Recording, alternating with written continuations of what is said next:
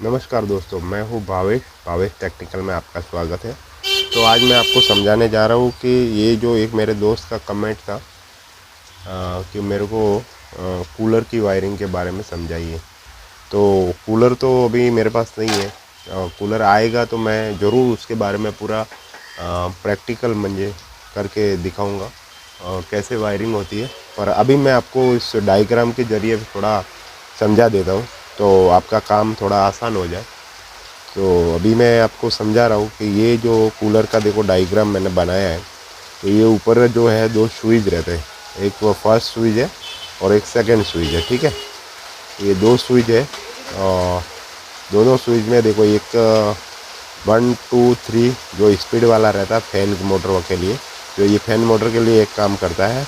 दूसरा जो स्विच रहता है उसमें वाटर पंप और स्विम मोटर के लिए, वाटर पंप और स्विम मोटर के लिए काम करता है। उसमें कोई बड़ा काम नहीं होता है, एकदम नॉर्मली काम होता है। लेकिन एक समझने का जो है, अपने को समझना बहुत ज़रूरी होता है कि ये चीज़ कैसे यूज़ और कैसे काम करता है।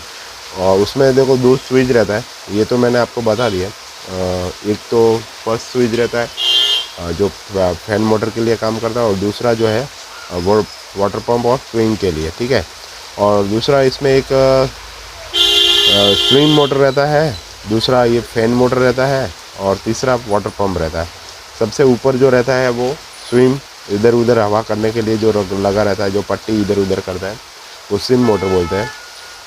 दूसरा फैन जो अपना कूलर जो हवा फेंकता है उसके लिए एक मोटर लगा रहता है जिसमें ब्लोअर लगा रहता है, उसको फैन मोटर बोलते हैं। और तीसरा जो है वाटर पंप, जो वाटर की सप्लाई बाजू में जो है घास लगा या फॉर्म लगा उसमें देता है। तो ये तीन आइटम रहता है, तीनों चीज़ से ये बनता है, और बाकी का जो है घास रहता है। ठीक है, तो मैं अभी और इसका जो पूरा वायरिंग है आपको समझाता हूँ। तो इसमें जो है स्टार्ट जो है वो मेन अपना मेन पिन से किया जाता है। ये मेन कॉर्ड रहता है, ये जो है वायरिंग है, ये मेन कॉर्ड आता है जो लाइट से कनेक्ट रहता है। ये वायरिंग वाला जो है उसमें दो वायर रहता है, एक रेड और एक ब्लैक। ठीक है, रेड और ब्लैक, उसमें से जो रेड वाला वायर है, ये कोई भी एक वायर रेड वाला, हम इसमें रेड वाला यूज़ करते हैं। रेड वाला जो वायर है वो सीधा अपना एक स्विच में जाएगा, पहले स्विच और दूसरे स्विच के बीच जो मेन कनेक्टर रहता है, बीच में जो कनेक्टर रहता है उसको कनेक्ट जाएगा। ठीक है, ये इधर से इधर दोनों में ये एक वायर, ठीक है, एक वायर उसमें कनेक्ट हो जाएगा बराबर। वो उसको फर्स्ट में ज्वाइन किया, फिर उधर से सीरीज करके दूसरे में ज्वाइन किया। ठीक है, तो ये हो गया। और जो दूसरा वायर है ब्लैक वायर को क्या करना है, ये सीधा अंदर आया, देखो सीधा अंदर आके यहाँ पे लिया और यहाँ पे इसका मैं पॉइंट बना दिया। ठीक है, ये एक पॉइंट बना दिया आपको समझाने के लिए, ये पॉइंट।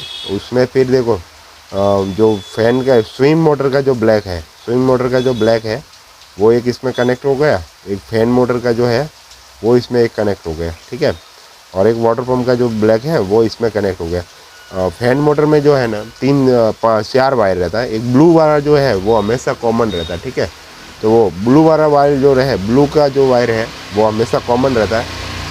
किसी भी फैन मोटर में, किसी भी कूलर में ब्लू वाला जो वायर रहता है वो कॉमन रहता है। ठीक है, तो वो उसमें कनेक्ट करना। ठीक है, और दूसरा 3 वायर है जो ये इधर एक वाइट वाला रहता है, मैंने येलो करके, क्यों वाइट कलर नहीं है तो मैंने येलो करके रखा है, ये वाइट वाला है, वाइट वायर आता है। और दूसरा ब्लैक और रेड होता है, ये तीनों स्पीड रहता है। ठीक है, तो ये अभी मैंने आपको समझाया कि ये इसका एक ब्लू, इसका ब्लैक, और वाटर पंप का ये इसमें ब्लैक में कनेक्ट करना है। ठीक है, तो ये आपका एक लाइन ये इधर कनेक्ट हो गया। ठीक है, इसका तीनों का एक स्विंग मोटर का ब्लैक हो गया, फैन मोटर का ब्लू हो गया, और इसका ब्लैक हो गया वाटर पंप का। ठीक है, तो ये तीनों मिला के, चारों को मिला के एक पॉइंट बना दिया। ठीक है, इसको एक टर्मिनल इधर हो गया, ये पूरा लॉक करके यहाँ पे रख दिया, ये तीनों का इसमें कनेक्शन हो गया। ठीक है, ये समझ लो न्यूट्रल है, न्यूट्रल सब में हो गया। ठीक है, फेस ऊपर से आएगा, ये फेस बोलते हैं इसको, फेस,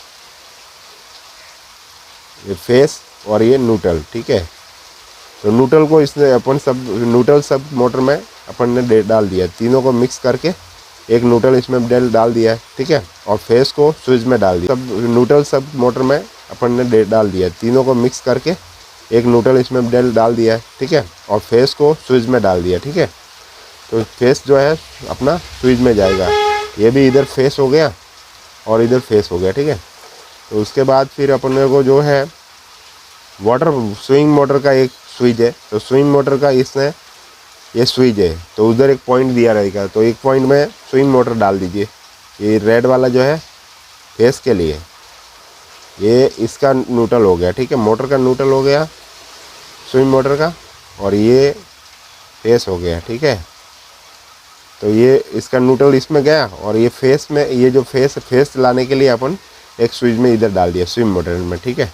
और दूसरा ये वाटर पंप वाला जो है, ये भी फेस रेड वाला, ये न्यूट्रल, ठीक है, न्यूट्रल एंड न्यूट्रल, और ये फेस, ये फेस को ये एक इसमें हो गया। और ये दोनों का सीरीज ऊपर, अगर अंदर से नहीं है तो अंदर बाहर से सीरीज करना पड़ेगा, नहीं तो स्विच में सीरीज आता है, ठीक है। स्विच जो आता है उसमें सीरीज होता है। इस पे इधर क्या होता है, ओनली पंप चलाना है तो फिर एक नंबर पे होगा, और दोनों चलाना तो बीच में लाना पड़ेगा, और एक सिंगल वॉशलाइट फैन और वॉशलाइट चलाने का तो इस पर आएगा, ठीक है। तो ये हो गया इसका, ये कंप्लीट हो गया। और फिर इसका जो मोटर का जो तीनों स्पीड है 1 2 3, ये तीनों स्पीड आपको पहले में फर्स्ट में वाइट हो जाएगा, फर्स्ट में स्लो स्पीड, जो स्लो रहता है उसमें फर्स्ट हो जाएगा वाइट वाला, उसको वाइट है मैं येलो करके रखा है, और इधर वाइट वाला वायर रहेगा, ठीक है। वाइट वाला आपको इधर लगा देने का है, और ब्लैक वाला वापस 2 नंबर पे लगाना है, और रेड वाला 3 नंबर पे लगाने हैं, ठीक है। तो ये तो अंदर से ये स्विच का जो वायरिंग हो गया, ये टोटल वायरिंग मैंने पूरा इसमें डायग्राम में दिखाया है, वो आपको सिर्फ समझना है। तो ये कंप्लीट वायर हो गया, बाकी उसमें कुछ रहता नहीं है, एकदम सिंपल वायरिंग रहता है, कुछ खाली समझने की बात है। आप अगर शांति से समझ लेंगे तो उसको आपको किसको पूछने की ज़रूरत नहीं पड़ेगी। बहुत ही अच्छी तरीके से मैंने इसमें समझाया है, तो मैं समझ सकता हूँ कि आप समझ गए होंगे। और भी कोई जानकारी चाहिए तो मेरे को कमेंट में लिख सकते हैं, मैं आपको आसानी से बता दूँगा, और जितना जल्दी होगा उतना जल्दी आपका सॉल्यूशन निकाल के दूँगा, ठीक है। तो ये हो गया, और इसमें ये तो मैंने इसमें डायग्राम में वीडियो बनाया है, और दूसरा भी आपको चाहिए तो मैं अलग से प्रैक्टिकल जो है वायरिंग करके दिखा दूंगा, जो मैं कभी मेरे पास कूलर आएगा तो मैं। और आपको एक बात बता दूं कि ये सारे कूलर में एक जैसी वायरिंग होती है, भले कोई भी कंपनी का रहो, कोई भी ब्रांड का रहो, सब कूलर में एक ही वायरिंग होता है, दूसरा अलग टाइप का वायरिंग होता नहीं है। तो दोस्तों इसको आप अच्छी तरह से समझ लोगे तो आपके लाइफ में बहुत अच्छा काम आएगा, और मैं समझता हूँ कि ये जो चीज़ आप सीख लोगे तो आपको कभी कोई चीज़ की कमी नहीं होगी, ठीक है। ये ऐसी चीज़ है जो वायरिंग है, लाइटिंग का जो इलेक्ट्रिक कामकाज है, इलेक्ट्रिक का जो भी कामकाज है, वो आपको एक बार सीख लिया तो लाइफ में कभी कोई प्रॉब्लम नहीं होगी। मैं तो बोलता हूँ जो नया सीखने वाले हैं उनको सबको ये सीखना चाहिए कि उनको कभी भी कोई भी चीज़ की कमी नहीं आएगी, और कभी उनको ये नहीं देखना पड़ेगा कि मेरे पास काम नहीं है। कभी भी ये नहीं सोचना पड़ेगा कि मेरे पास काम नहीं है, और नहीं कभी ये पूछने की ज़रूरत है कि आज काम नहीं है। उसके पीछे हमेशा इलेक्ट्रिशियन और वायरिंग वाले के पास हमेशा पीछे 10 से 15 लोग पूछते ही रहते हैं, हमेशा हर किसी को 1-1 मिनट 1-1 घंटे के अंदर ज़रूरत पड़ती है इलेक्ट्रिशियन की, ठीक है। तो आप समझ गए होंगे। बहुत अच्छा है कि आप इसमें ध्यान से सीखें, और अच्छा है। और कुछ भी प्रॉब्लम है तो आप मेरे से कमेंट में लिख के बात कर सकते हैं, और जो भी नए मेरे वीडियो देख रहे हैं तो प्लीज़ सब्सक्राइब कर दीजिए, और मेरे वीडियो को सपोर्ट कीजिए, ठीक है दोस्तों। और कुछ भी प्रॉब्लम है तो मैं आपका बहुत जल्द कमेंट में लिखो, और मैं बहुत जल्द कोशिश करूँगा कि उसका हल निकाल के आपके सामने रखूँगा, ठीक है दोस्तों। थैंक यू, फिर मिलते हैं अगले वीडियो में। जय हिंद, जय भारत।